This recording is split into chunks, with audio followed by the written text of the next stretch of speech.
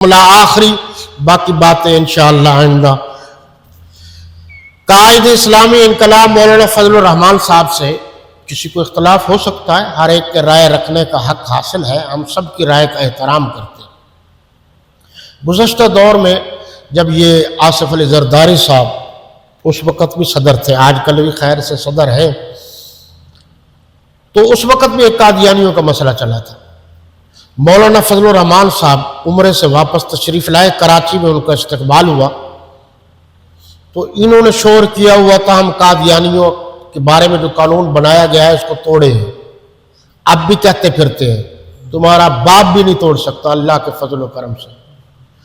یہاں قربانی ہے یا خون لگا،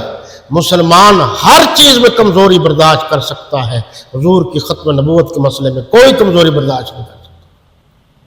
تو انہوں نے فرمایا تھا کہ زرداری تم نے وعدہ کیا ہے باہر والوں سے کہ میں اس قانون یعنی قادیانیوں سے متعلق جو قانون سازی ہو چکی ہے پاکستان میں، تم نے یہ وعدہ کیا ہے کہ میں یہ قانون ختم کر دوں گا، اور میں روضہ رسول پر وعدہ کر کے آیا ہوں کہ جب تک میں زندہ ہوں پاکستان میں یہ قانون ختم نہیں ہونے دوں گا۔ انشاءاللہ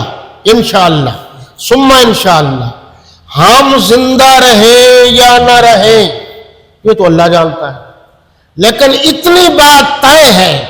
کہ ہم نبی کا نام لیتے ہیں، نبی کے نام پر خون دینے کی باری آئی ہم 2 نمبر پیروں کی طرح بھاگیں گے نہیں، خون دیں گے، اور ہم یہ خون دینا سعادت سمجھیں گے۔ اللہ آپ کا، میرا اور سب کا حامی و ناصر۔